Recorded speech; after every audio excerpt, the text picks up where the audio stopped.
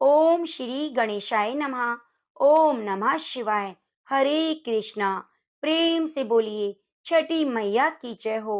सूर्य भगवान की जय हो। आज कार्तिक माह के शुक्ल पक्ष की पंचमी तिथि है और आज से महापुण्य फलदायी सभी व्रतों में अत्यंत कठिन व्रत छठ पूजा का आरंभ हो रहा है। यह व्रत सभी व्रतों में अत्यंत ही कठिन है और इस व्रत को यदि पूर्ण विधि विधान से किया जाए तो सूर्यदेव की बहन छठी मैया की कृपा बरसती है और सूर्य देवता की भी कृपा प्राप्त होती है। रोगी रोग से मुक्त होता है और वैवाहिक स्त्रियों का सौभाग्य अखंड होता है।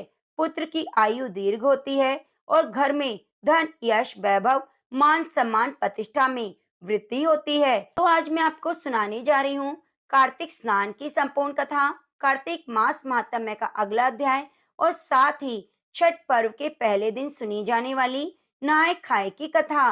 तो आप सभी बहनों से निवेदन है, आप कथा को पूरा पूरा जरूर सुनिए और कथा सुनने से पहले वीडियो को लाइक करके कमेंट बॉक्स में सूर्य देव भगवान की जय हो, छठी मैया की जय जरूर जरूर लिखिए। सबसे पहले सुनते हैं छठी मैया की कथा।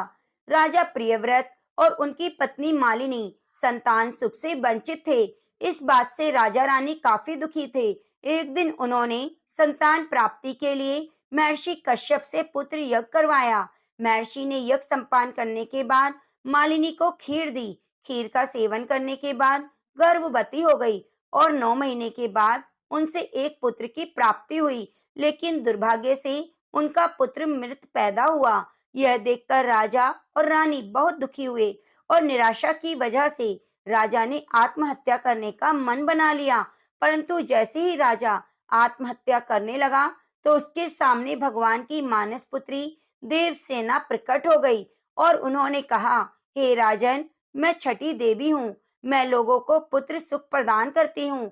जो व्यक्ति सच्चे मन से मेरी पूजा करता है उसकी मैं सभी मनोकामनाएं पूरी करती हूँ।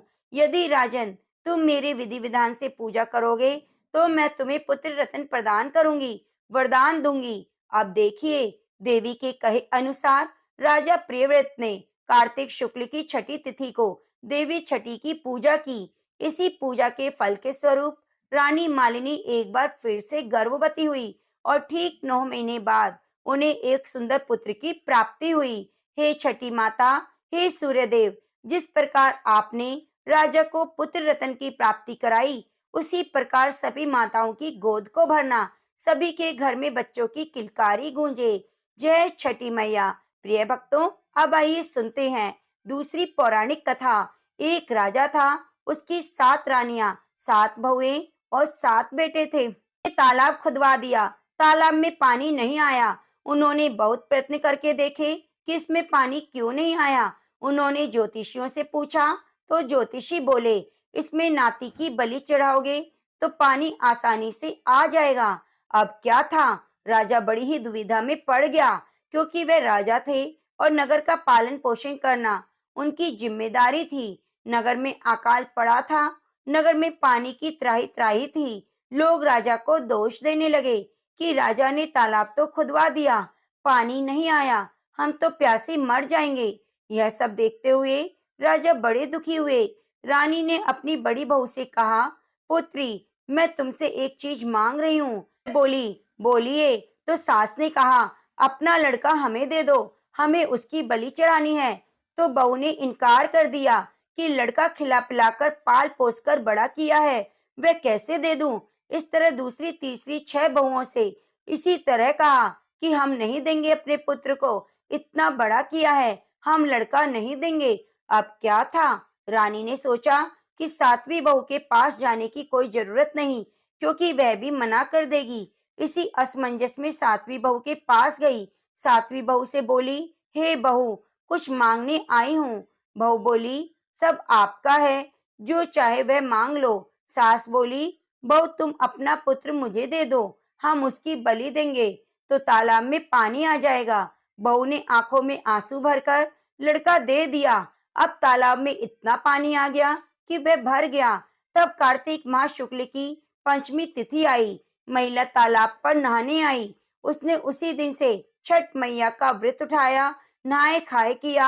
अब क्या था, जैसे ही एक दिन बीता, राजा के घर की सभी महिलाएं ताल पर नहाने गईं। सब जा ही रही थीं, तो ससुर सातवीं बहू से बोले, तुम भी बेटा चली जाओ।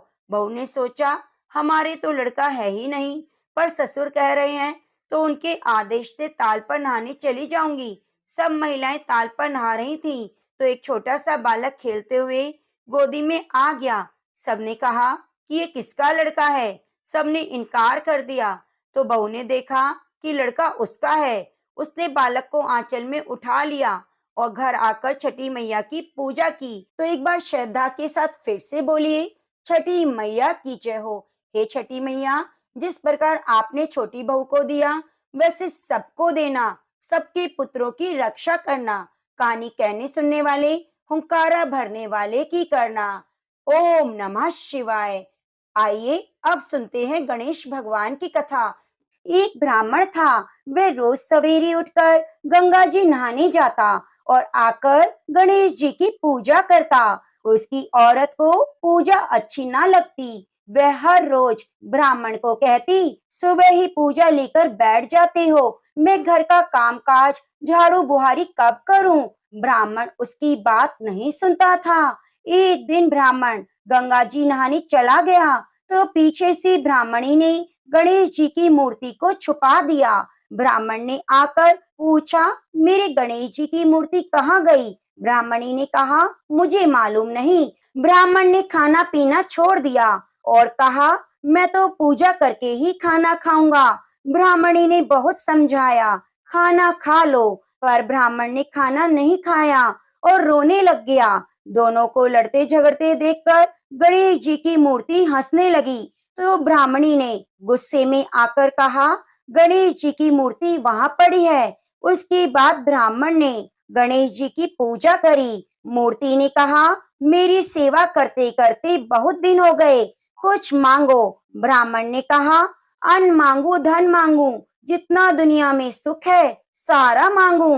गणेश जी ब्राह्मण को सारा सुख अन्न धन दे दिया। ब्राह्मण मूर्ति को मंदिर में रखकर पूजा करने लगा। ब्राह्मणी को इतना अन्न मिलने से उसको भी पूजा करने की श्रद्धा हो गई और वह ब्राह्मण को बोलकर मूर्ति घर ले आई और खूब प्रेम से पूजा पाठ करने लगी। हे गणेश जी महाराज, जैसे आपने ब्राह्मण ब्राह्मणी को सुख दिया, वैसे सब किसी को देना। कहानी कहने सुनने वाले, ओंकारा भरने वाले को देना। तो प्रेम से बोलिए, गणेश भगवान की जय हो। अब आइए सुनते हैं आठों बारों की एक कहानी। एक माँ बेटे थे। माँ गंगा जी नहाने गई तो बहू से कह गई, मेरे बेटे को सुबह रोटी दे देना। उसने कहा, अच्छा दे दूंगी। सुबह बेटा बोला, माँ माँ रोटी दो। बहू बोली, ना माँ है ना रोटी, कमा के लाओगे तभी रोटी दूंगी। मैं बोला, भगवान मैं तो कमाना ना जानू, लेकिन बहू नहीं मानी। उसने कहा, अच्छा तो 4 रोटी आम का अचार दे दो। बहू ने बनाकर दे दी। वह रोटी लेकर कुएं की पाल पर जाकर बैठ गया और कहने लगा, राम कमाना ना जानू। भगवान ब्राह्मण का वेश बनाकर आए। बोले, तुम उदास क्यों बैठे हो? वह बोला कि मेरी पत्नी ने कहा है कि कमाकर लाओगे तो रोटी मिलेगी, पर मैं कमाना नहीं जानता।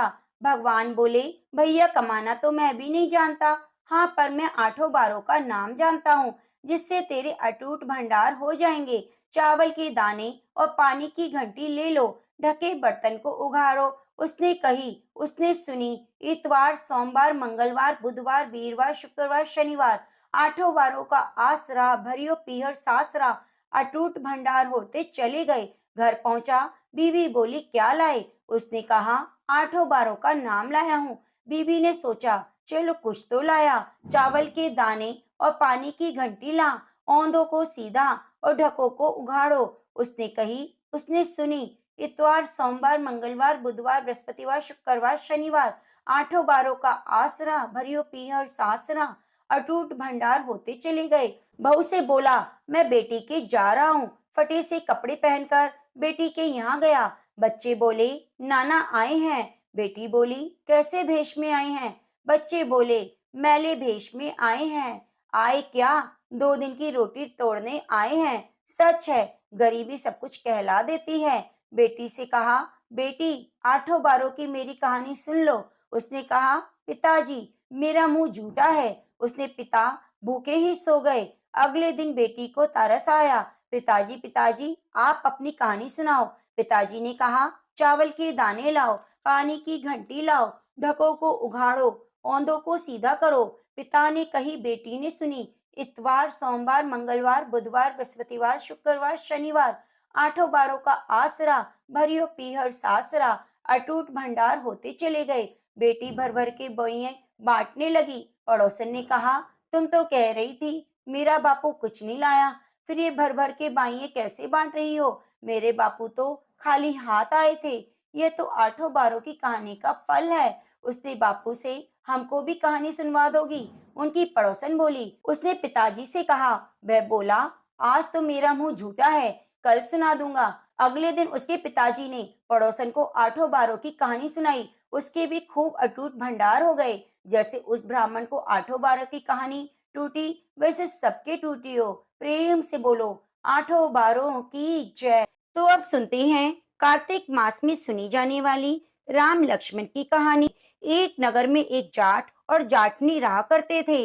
वे बहुत ही गरीब थे। एक बार जाटनी जाट से कहने लगी कि मैं तुम्हें 4 रोटी बनाकर देती हूँ, तुम नदी किनारे जाना, वहां पर राम लक्ष्मण आते हैं। कहते हैं कि राम लक्ष्मण सबको धनवान बना देते हैं। तुम वहां जाकर मैं जैसा तुमसे कहती हूँ वैसा ही कहना।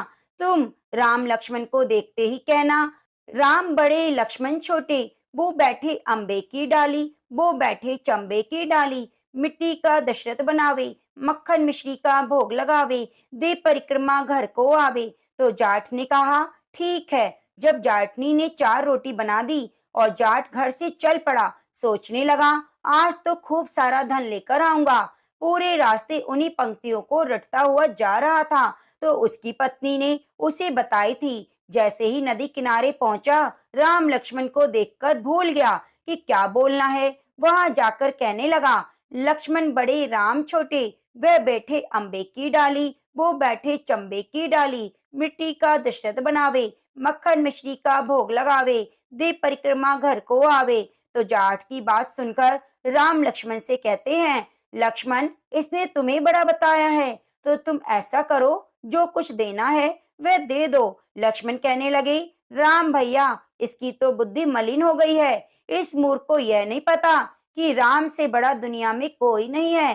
तो राम कहने लगे, चाहे कुछ हो, इसने तुम्हें बड़ा बताया है, इसलिए तुम्हें कुछ ना कुछ तो देना पड़ेगा। तो राम जी की बात सुनकर लक्ष्मण ने एक थोथा बांस लिया, उसके अंदर सोने की मोहरें और अशर्फी भरकर उसे दे दी। तो यह देखकर बहुत ही खुश हुआ और मन ही मन सोचने लगा कि जाटनी सच कह रही थी, इन्होंने तो मुझे सच में माला माल कर दिया। तो खुशी से झूमता हुआ घर जा रहा था तो रास्ते में चोर मिल गए। जाट से उसका सारा सामान लूटकर भाग गए। यह देखकर जाट बहुत दुखी हुआ और सोचने लगा, किस्मत में गरीबी ही लिखी है। तो राम लक्ष्मण क्या करें, और घर चले गए। घर जाते ही जाटनी ने पूछा, कुछ मिला? तो जाट बोला, मिला तो बहुत कुछ था, पर चोर लूट कर ले गए। जाटनी ने कहा, कोई बात नहीं, कल फिर जाना। तो अगले दिन जाटनी ने फिर 4 रोटी बनाकर दे दी और कहा कि लो जाओ और फिर से उसी तरह से बोलना। तो जाट ने कहा, तो मुझे एक बार और बताओ, मैं भूल चुका हूँ। तो जाटनी कहने लगी, राम बड़े लक्ष्मण छोटे, वो बैठे अम्बे की डाली, वो बैठे चंबे की डाली, मिट्टी का दशरथ बनावे, मक्खन मिश्री का भोग लगावे, दे परिक्रमा घर को आवे। तो जाट पूरे रास्ते पंक्तियां याद करता हुआ जा रहा था।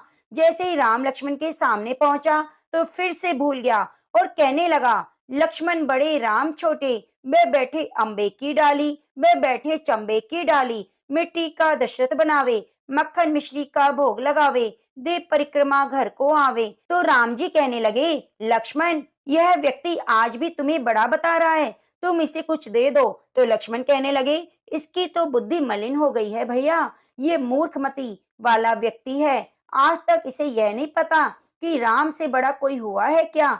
तो राम फिर कहने लगे, लक्ष्मण, इसने तुम्हें बड़ा बताया है, इसलिए तुम इसे कुछ दे दो। तो लक्ष्मण ने इस बार जाट को एक सोने की ईंट दे दी। तो जाट लेकर बहुत खुश हुआ और सोचने लगा, ठीक किया जो मैं आज और आ गया। अब तो सच में धनी बन गया हूँ। इस तरह सोचता हुआ जा रहा था तो रास्ते में फिर उसी जगह चोर मिले और ईंट छीन ली। चले गए तो जाट बहुत दुखी हुआ और घर पर आने पर जाटनी ने पूछा, आज क्या मिला? जाट बोला, मिला तो बहुत कुछ था, लेकिन रास्ते में चोरों ने लूट लिया। तो जाटनी कहने लगी, तुम मुझे बताओ, तुमने क्या कहा था? तो जाट कहने लगा, मैंने तो कहा था, लक्ष्मण बड़े राम छोटे, वह बैठे अम्बे की डाली, वह बैठे चंबे की डाली, मिट्टी का दशरथ बनावे, माखन मिश्री का भोग लगावे, दे परिक्रमा घर को आए। यह सुनकर जाटनी कहने लगी, तुम तो सच में भोले हो, कहीं राम से भी बड़ा कोई हुआ है क्या? कल फिर जाना और अब की बार ठीक ठीक बोलना। ऐसा कहकर जाटनी ने जाट को अच्छे से समझा दिया। सुबह हुई, जाट नहा धोकर 4 रोटियां लेकर फिर उसी जगह गया और राम लक्ष्मण को देखते ही कहने लगा, राम बड़े लक्ष्मण छोटे, वह बैठे अम्बे की डाली, वो बैठे चंबे की डाली, मिट्टी का दशरथ बनावे, माखन मिश्री का भोग लगावे, दे परिक्रमा घर को आवे। तो लक्ष्मण कहने लगे कि हे राम, आज तो इसको अकल आ गई, इसकी बुद्धि ठीक हो गई, इसलिए आज आप इसे कुछ दे दो। तो राम मुस्कुराते हुए बोले, भैया मेरे पास क्या है देने के लिए, ये जोहड़ की मिट्टी है, ले जाओ। यह कहकर अपने हाथ से थोड़ी सी मिट्टी की डली जाट को दे दी। जाट बड़बड़ करके जाने लगा कि क्या किया मैंने, जाटनी के कहने में आ गया और उल्टा बोल दिया। इससे अच्छा तो रोजाना था, कम से कम सोना चांदी मिलता तो था, आज तो मिट्टी की डली मिली है। पर वह मिट्टी लेकर चल दिया कि जाटनी को दूंगा कि यह लो, तुम्हारे अनुसार बोलने से मुझे यह मिला है। तो फिर रास्ते में उसे चोर मिले, उन्होंने देखा कि उसके पास तो आज कुछ नहीं है, एक गमछे के पल्ले में मिट्टी बंधी है। तो यह देखकर हंसने लगे और चले गए। जाट घर पहुंचा, जाटनी ने पूछा, कुछ मिला क्या? तो जाट बोला, हाँ, तेरी उल्टी सीख के कारण आज मिट्टी लेकर आया हूँ। तो जाटनी बोली, कोई बात नहीं, कुछ तो लेकर आए, बाकी 2 दिन तो खाली हाथ आए थे। ठीक है, आपकी लाई हुई मिट्टी कुछ न कुछ तो काम आएगी। इस मिट्टी से मैं चूल्हे को लीप कर घर का आंगन लीप सकती हूँ, तुलसी का गमला लीप सकती हूँ। इस तरह कहकर जाटनी ने उस मिट्टी को लेकर तुलसी के पौधे के नीचे रख दिया और खाना खाकर सो गए। सुबह सवेरे उठे तो देखा सारे घर में हीरे मोती जगमगा रहे हैं। तो जाटनी ने जल्दी से जाट को उठाया और कहा, यह देखो। यह देखकर जाट कहने लगा कि हाँ, अब मेरी समझ में आ गया कि भगवान राम ही सबसे बड़े हैं, जिन्होंने मिट्टी को हाथ लगाया और वह सोना बन गया। उसके बाद दोनों पति पत्नी सुबह जल्दी उठकर स्नान करते, तुलसी माता की पूजा करते, राम लक्ष्मण की कथा सुनते। ऐसा करने से उनके घर में अंधन का वास हो गया और 10वें महीने में जाटनी ने एक सुंदर पुत्र को जन्म दिया। हे राम जी, कार्तिक मास में कथा सुनने से जैसा फल आपने जाट जाटनी को दिया, वैसे सबको देना, जो आपकी कथा को श्रद्धा भाव से सुने, सुनाए, हुंकारा भरे, उसकी सभी मनोकामनाओं को पूरी करना। तो प्रेम से बोलो, सियावरी रामचंद्र भगवान की जय। आइए सुनते हैं कार्तिक मास में सुनी जाने वाली कार्तिक स्नान की कथा। एक समय की बात है, किसी गांव में एक साहूकार रहता था। उसके एक बेटा और बहू थे।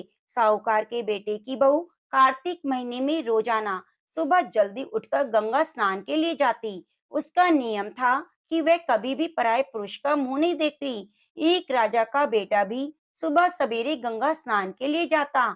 यह देखकर हैरान होता कि मैं बहुत जल्दी आता हूँ स्नान करने, लेकिन कोई तो है जो मुझसे भी पहले आकर स्नान करके चला जाता है।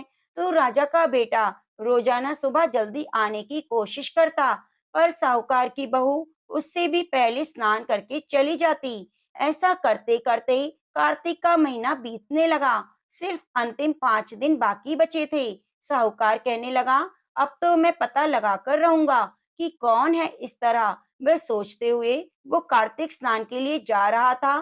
तो साहूकार की बहू स्नान करके घर जा रही थी। जैसे ही साहूकार के बेटे की बहू को लगा कि कोई तो है, तो वह जल्दी जल्दी अपने घर जाने लगी। जल्दबाजी में उसकी माला मोजड़ी वहीं छूट गई, तो वह घर चली गई और राजा का बेटा देखने लगा कि कोई तो था जो स्नान कर रहा था, अब कहाँ चला गया। इधर-उधर देखने लगा, तभी उसकी नजर माला मोचड़ी पर पड़ी, तो उसने उठा ली और सोचने लगा, यह कोई औरत है जो मुझसे पहले स्नान करने आती है। जिस औरत की माला मोचड़ी इतनी सुंदर है, वह खुद न जाने कितनी सुंदर होगी। उसने पूरे गांव में मुनादी करवा दी कि जिसकी माला मोचड़ी है, वह 5 रात मेरे पास आएगी। अब राजा के बेटे का हुक्म था, तो कोई टाल नहीं सकता था और ना ही विरोध कर सकता था।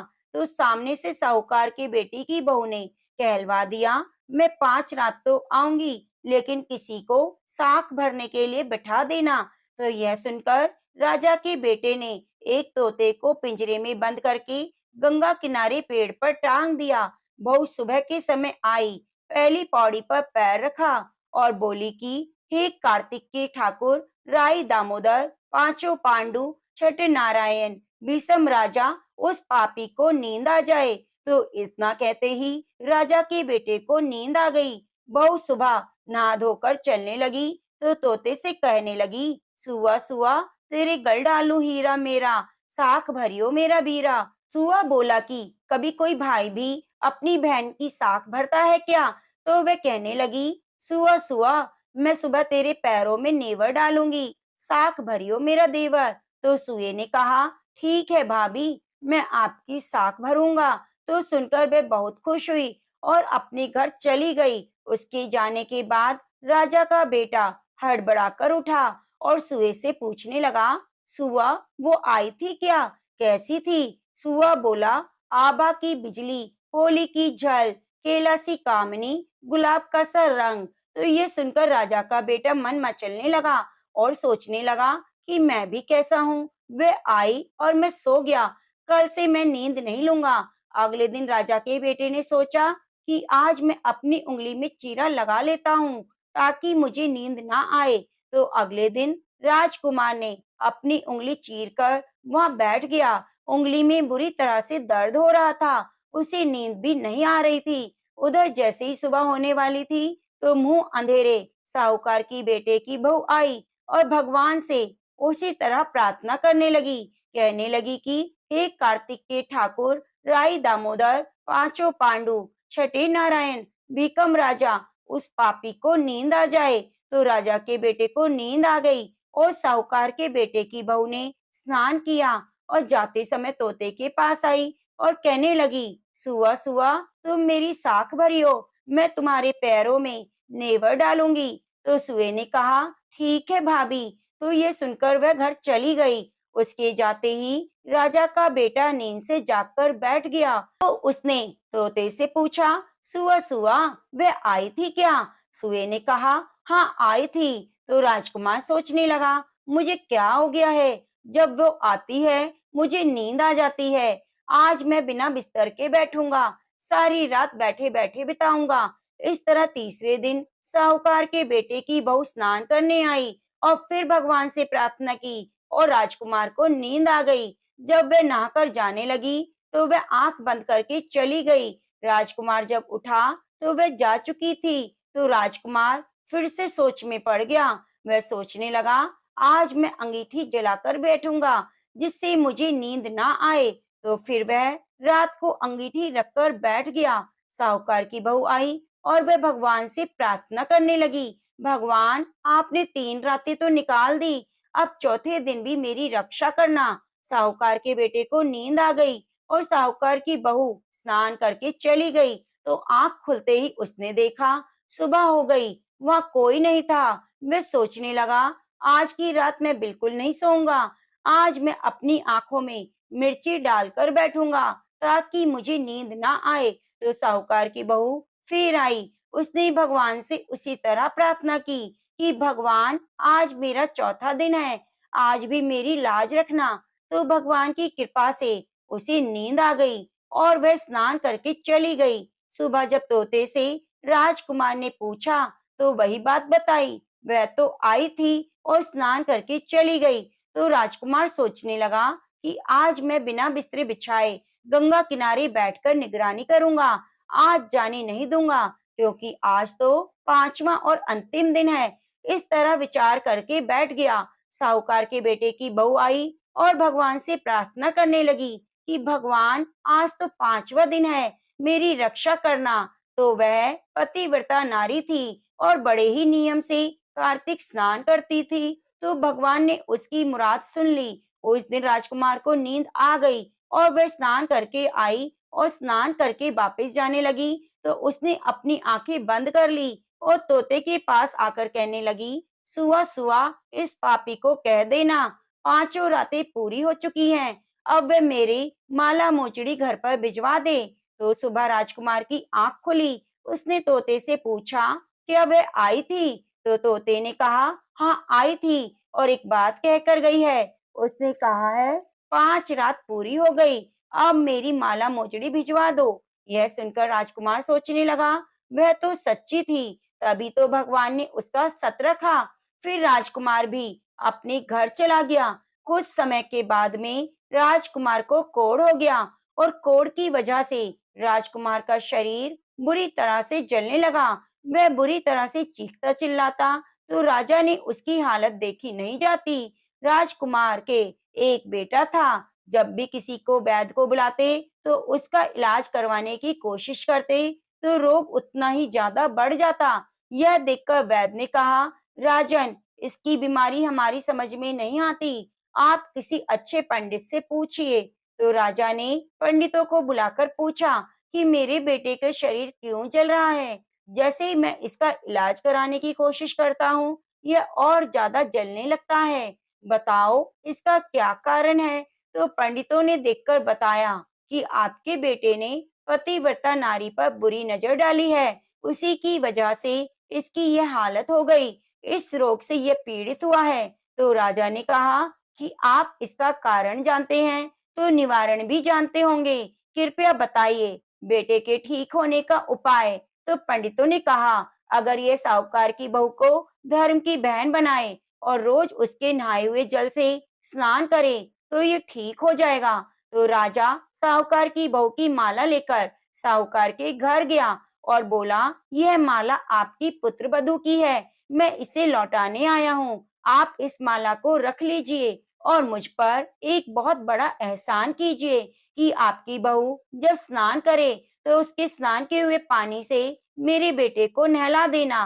तो साहूकार कहने लगा, मेरी बहू किसी पराये पुरुष का मुंह नहीं देखती, तो तुम तो नहलाने की बात कर रहे हो। राजा ने सारी बात साहूकार को बताई कि मेरे बेटे ने किस तरह आपकी बहू पर बुरी नजर डाली थी और उसी की वजह से आज कोढ़ से पीड़ित है, तिल तिल करके मर रहा है। यही उपाय है जिससे मेरा बेटा बच जाएगा। अगर आप यह कर सकते हैं तो आपका बड़ा उपकार होगा। इस तरह राजा दीन विनती करने लगा। तो साहूकार कहने लगा, आपके बेटे को स्नान करने के लिए आगे नाली के बिठा देना। जब मेरी बहू स्नान करेगी तो नीचे नाली से पानी उसके ऊपर गिर जाएगा, जिससे वह स्नान कर लेगा। राजा को बहुत अजीब लगा, पर क्या कर सकता है। राजकुमार ने ऐसा ही किया, तो सजा तो उसे मिलनी ही थी। जैसा साहूकार ने कहा था वैसा राजा ने किया। स्नान घर के आगे नाली के ऊपर बेटे को बिठा दिया। जैसे ऊपर स्नान घर में साहूकार के बेटे की बहू स्नान करती, तो पानी राजकुमार के ऊपर आकर गिरता। उसके सारे पाप नष्ट हो गए और शरीर चंदन सा हो गया। तो उसके ठीक होते ही साहूकार के बेटे की बहू से माफी मांगी और कहा, आज से तुम मेरी बहन हो, मैं तुम्हारा भाई हूँ, मेरे पिछले सारे अपराध क्षमा करो। आज से मैं दोबारा ऐसी गलती नहीं करूंगा, किसी के साथ नहीं करूंगा। इस तरह कार्तिक स्नान करने से भगवान श्री हरि ने साहूकार की पुत्र वधू की रक्षा करी। पंच देवता, जैसे आपने साहूकार के बेटे की बहू का सत रखा, वैसे सभी का रखना। जो भी पतिव्रता नारी कार्तिक स्नान करे, पति धर्म के नियमों का पालन करे, उसके सुहाग और सौभाग्य की हमेशा रक्षा करना। जय हो पंच देवता। प्रिय भक्तों, आइए अब सुनते हैं कार्तिक मास में सुनी जाने वाली कार्तिक स्नान की कथा। इस कथा को सुनने से 5 कथाओं का एक साथ पुण्य मिल जाता है। एक ब्राह्मण ब्राह्मणी थे। वे गंगा जमुना नहाने के लिए 7 कोस पैदल चलकर जाते थे, जिससे ब्राह्मणी बहुत थक जाती। एक दिन ब्राह्मणी बोली, यदि हमारा कोई बेटा होता तो घर में बहू आती, घर में सारा काम करा हुआ मिलता, खाना बना हुआ मिलता, कपड़े धुले मिलते। ब्राह्मणी की बात सुनकर ब्राह्मण बोला, तूने बड़ी बात कही। लो, मैं तेरे लिए बहू ला देता हूँ। तू एक पोटली में चून बांध दे, उसमें थोड़ी सी मोहर अशर्फी डाल दे। ब्राह्मणी ने ऐसा ही किया। पोटली लेकर ब्राह्मण चल दिया।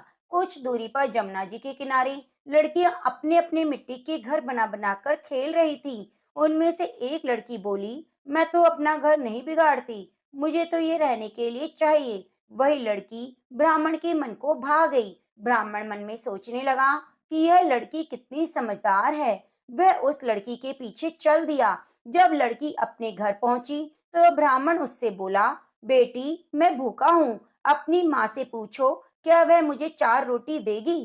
कार्तिक का महीना है, मैं किसी के घर की रोटी नहीं खाता, परंतु मेरे पास यह चून है, अपनी माँ को दे दो और कहना कि इसे छान लेंगी। लड़की ने कहा, ठीक है बाबा, आप यहाँ बैठिए।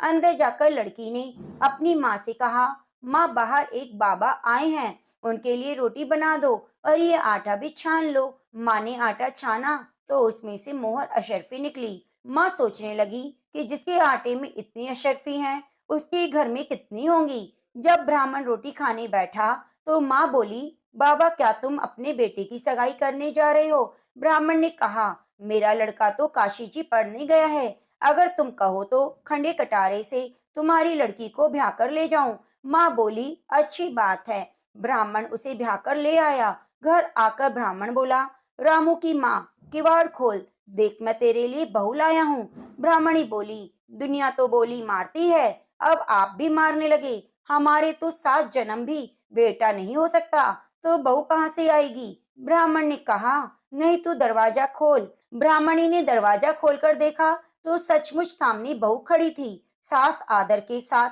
बहू को अंदर ले आई। अब तो ब्राह्मण और ब्राह्मणी नहाने जाते, पीछे से बहू सारा काम करती, खाना बनाती, कपड़े धोती, वापस आने पर उनकी सेवा करती। इस तरह बहुत समय बीत गया। सास बोली, बहू, चूल्हे की आंच ना बुझने दीजो, मटके का पानी ना खत्म होने दियो। एक दिन चूल्हे की आंच बुझ गई। बहू भागकर पड़ोस के घर गई। पड़ोसन से बोली, मेरी चूल्हे की आंच बुझ गई है, मुझे थोड़ी सी आंच दे दो, मेरे सास ससुर आते होंगे, सुबह 4 बजे की गंगा जमुना नहाने गए हुए हैं। पड़ोसन बोली, तू तो बावली है, तुझे तो यूं ही उठाकर ले आए, इनके तो 7 जन्म तक कोई बेटा नहीं। बहू बोली, इनका बेटा तो काशी जी पढ़ने गया है। पड़ोसन ने कहा, नहीं, ये झूठ बोल रहे हैं। बहू ने पड़ोसन से पूछा, अब मैं क्या करूं? पड़ोसन ने कहा, अब वो आए तो उन्हें जली हुई रोटी देना, अलनी दाल देना, खीर की कलछी दाल में और दाल की कलछी खीर में डाल देना। उसने ऐसा ही किया। सास ससुर आए तो बहू ने ना तो उनका आदर सत्कार किया, ना ही उनके कपड़े लिए, सीधा उनके लिए खाना परोस दिया। खाना देखकर सास बोली, बहू, यह क्या है? यह तो जली हुई रोटी है, अलूनी दाल है। बहू बोली, सासू जी, खा लो, अगर एक दिन खाना खा लोगी तो कुछ नहीं होगा, मुझे तो जीवन भर अलूनी रहना है। सासू ने सोचा, बहू को पड़ोसन की सीख लग गई। रात को तो बहू सो गई। सुबह उठते ही फिर वह पड़ोसन के पास गई। बोली, अब क्या करूं? पड़ोसन ने कहा, अब तू सातों कोठों की चाबी मांग ले। जब सास ससुर नहाने के लिए जाने लगे तो बहू अकड़कर उनके सामने खड़ी हो गई और बोली, बाद में जाना, पहले मुझे सातों कोठों की चाबी दे दो। ससुर बोला, चाबी दे दो, आज भी इसका, कल भी इसका। सासू ने चाबी दे दी। पीछे से बहू ने कोठों को खोलकर देखा तो किसी में अन्न, किसी में धन, किसी में बर्तन, किसी में कपड़े के अटूट भंडार पड़े हैं। जब बहू ने 7वां कोठा खोलकर देखा तो उसमें गणेश, लक्ष्मी, पीपल पथवारी, कार्तिक के ठाकुर राय दामोदर, तुलसा जी का बिड़ला, 36 करोड़ देवी देवता विराजमान है। गंगा जमुना बह रही है। तिलक छापे लगाए एक लड़का चौकी पर बैठा माला जप रहा है। बहू उसको देखकर बोली, तू कौन? वह लड़का बोला, मैं तेरा पति हूँ, दरवाजा बंद कर दे, मेरे माँ बाप आएंगे तब खोलियो। यह देखकर बहू खुश हो गई। उसने तरह तरह के भोजन बनाए, 16 श्रृंगार किया। सास ससुर आए, उन्हें खाना खिलाया, कपड़े धोए, सेवा की। ब्राह्मण बोला, बहू तो धन देखकर राजी हो गई।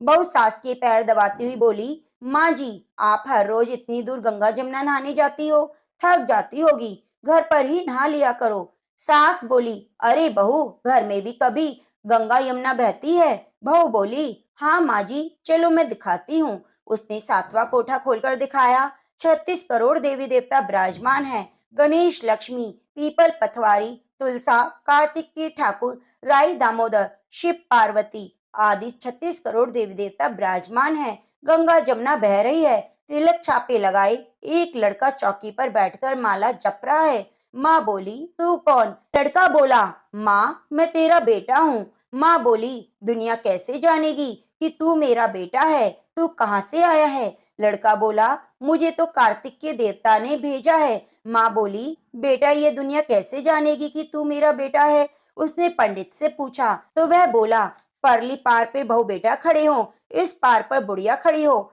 चांद की अंगिया पहने हो, छाती में से दूध की धार निकले, बेटे की दाढ़ी मूछ भीगे, पवन से गठजोड़ा बंधे तो सब जाने ये बुढ़िया का बेटा है। उसने ऐसा ही किया।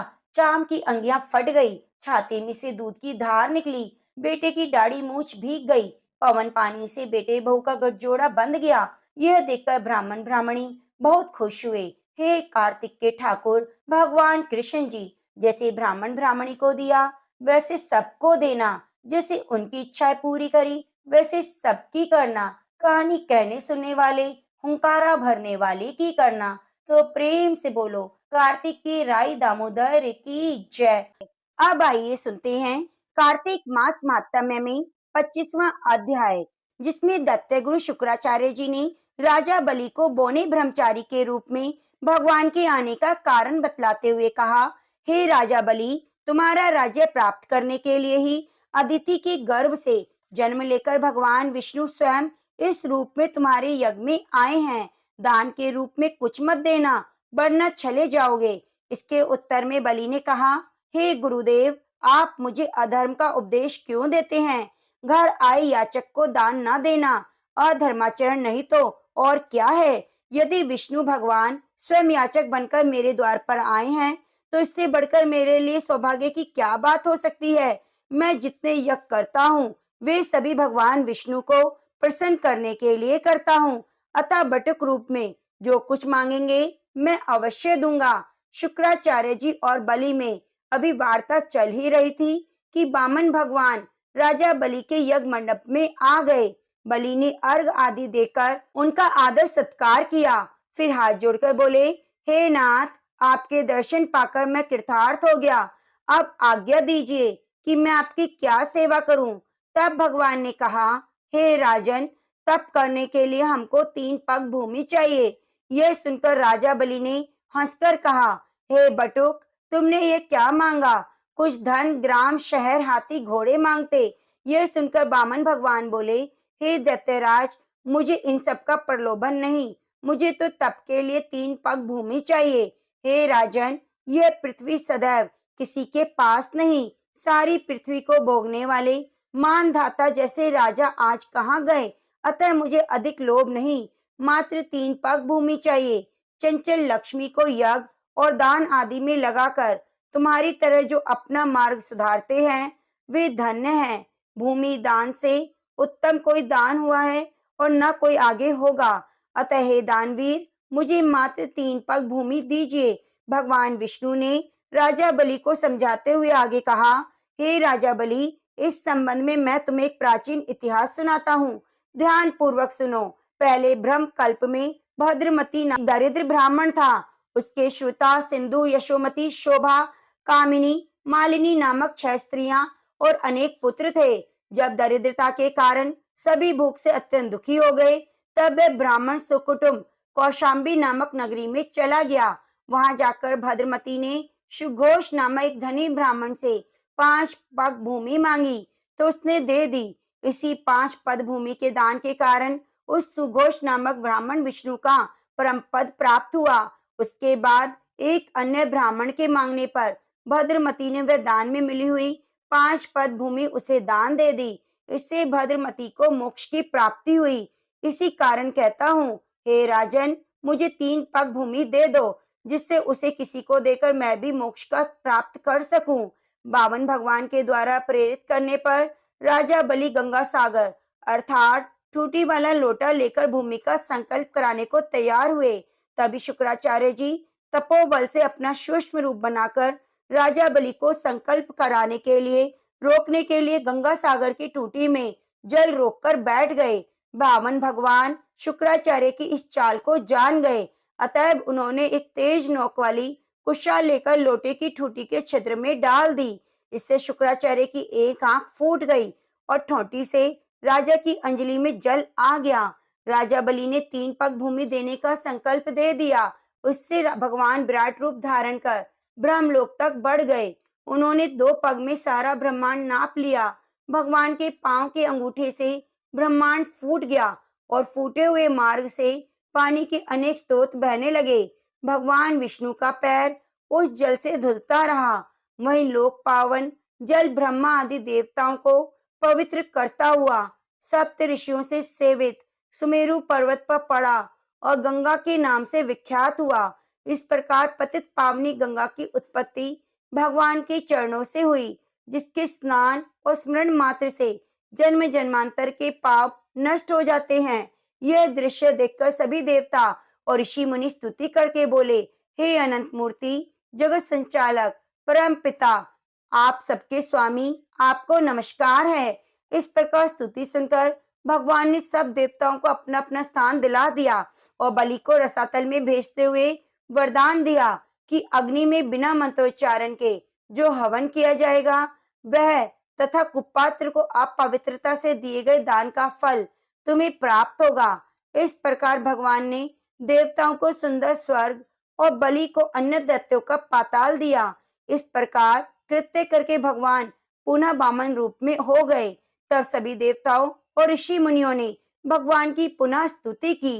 तो प्रेम से बोलिए, वामन अवतार भगवान की जय। प्रिय भक्तों, आप हमारे चैनल को सब्सक्राइब जरूर कीजिए और बगल में बनी घंटी को दबाना ना भूलें, जिससे कार्तिक मास के आगे के अध्याय को सुनने का पुण्य फल आपको मिल सके।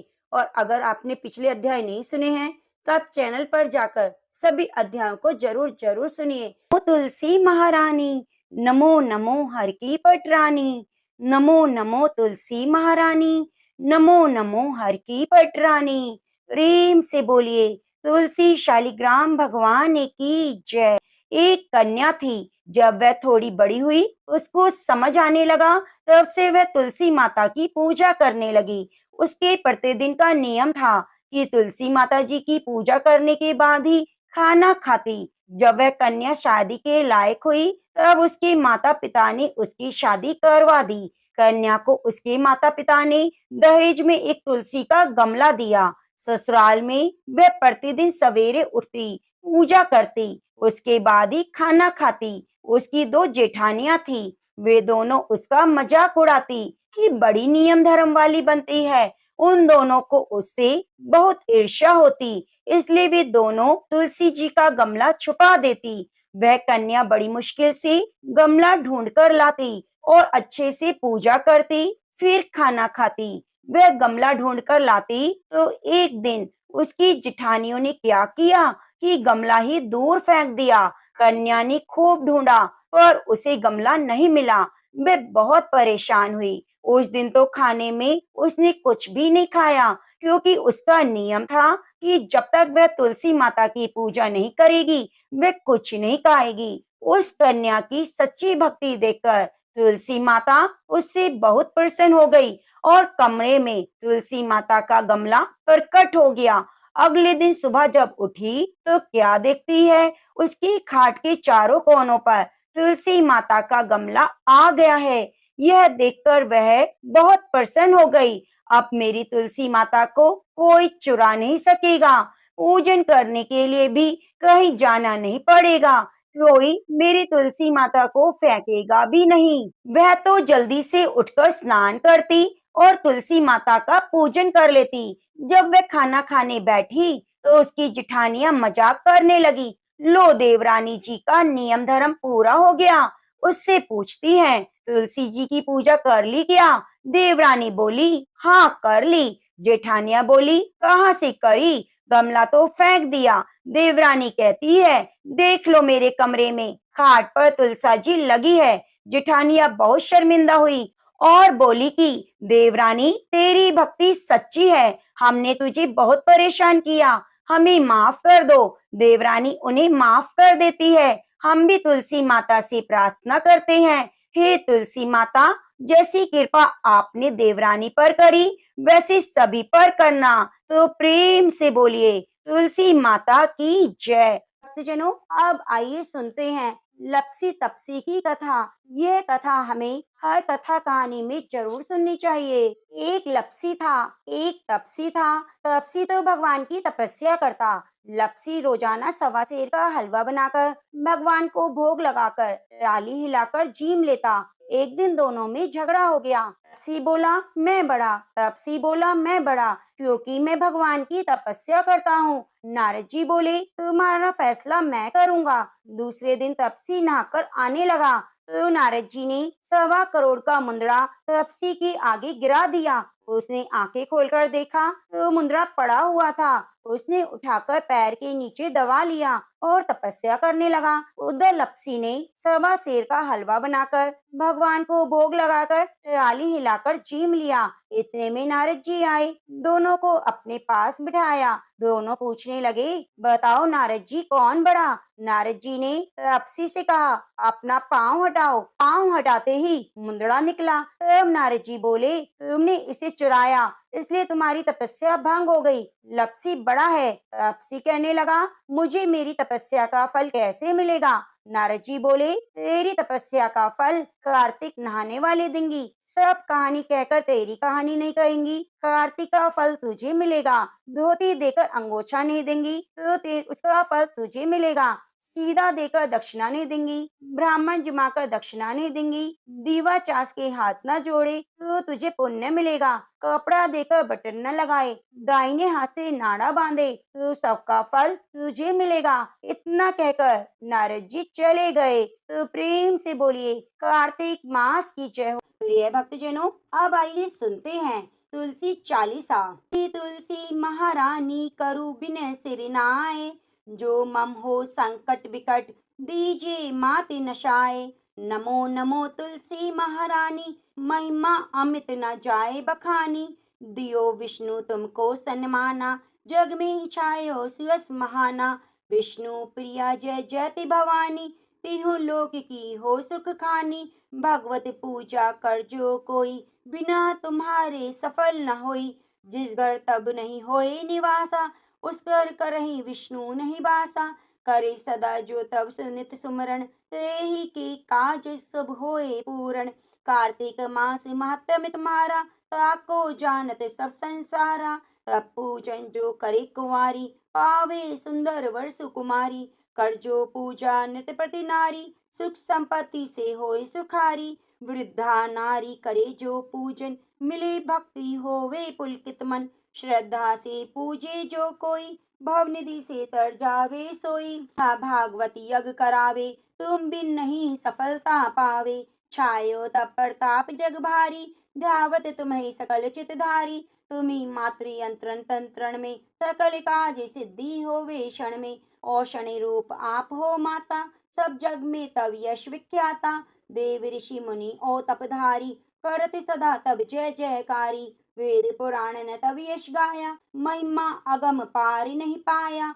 नमो नमो जय सुख कारिणी, नमो नमो जय दुख निवारिणी। नमो नमो सुख संपत्ति देनी, नमो नमो अग काटन छेनी। नमो नमो भक्त दुख हरणी, नमो नमो दुष्टन मद छेनी। नमो नमो भव पार तारणी, नमो नमो परलोक सुधारणी। नमो नमो निज भक्ति उवारणी, नमो नमो जन काज सवारणी। नमो नमो जय कुमति नशावनी, नमो नमो सब सुख उपजावनी। जयति जयति जय तुलसी माई, ध्याऊं तुमको शीश नवाई। निज जन जानी मोहि अपनाओ, बिगड़े कारज आप बनाओ। करूं विनय मैं मात तुम्हारी, पूर्ण आश करो हमारी।